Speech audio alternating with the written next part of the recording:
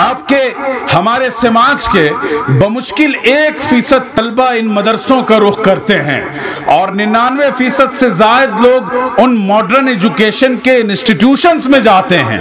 ہمیں عصری تعلیم پر کوئی اعتراض اور آپتی نہیں ہے، ہمیں اس سے کوئی اختلاف نہیں ہے، لیکن بنیاد یہ ہے کہ ہم اپنے ایمان کا سودا کر کے دنیا کی کوئی تعلیم حاصل نہیں کر سکتے۔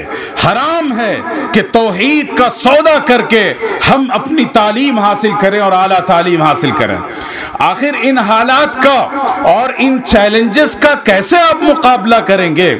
آپ کے پاس کون سی کاؤنٹر پالیسی ہے جس کی بنیاد پر آپ اس فتنے کا، ارتداد کا، الحاد کا مقابلہ کر سکیں؟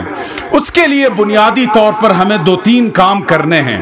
سب سے پہلا کام یہ ہے کہ ایسے جو دینی مدرسے ہیں آپ کے علاقوں میں، جہاں جہاں کوئی دینی مدرسہ ہے اسے طاقت بہم پہنچائیے، اس کے امپاورمنٹ کا کام کیجئے، اور ان مدرسوں کو چند عمارتوں اور 4 دیواریوں کا نام نہ سمجھیں۔ یہ مدرسے وہ پاور ہاؤس ہیں جہاں سے ایمان کی روشنی آپ کی اگلی جنریشن کو فراہم کی جائے گی۔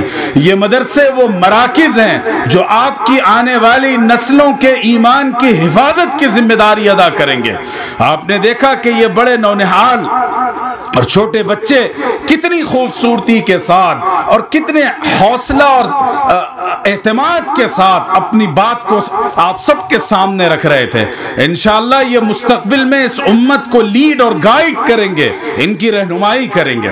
تو جتنے دینی مدارس ہیں ان سب کو اپنا سب سے قیمتی سرمایہ اور ایسٹ سمجھیں، ان کی حفاظت اور ترقی میں اپنا کردار ادا کریں، اور اس کا ریٹرن اور اس انویسٹمنٹ کا بدل یہ ملے گا کہ کل کی آپ کی آنے والی نسلیں انشاءاللہ ایمان پر باقی رہیں گی اور ان کا رشتہ آقا جناب محمد رسول اللہ صلی اللہ علیہ وسلم کے دامن رسالت سے جڑا رہے گا۔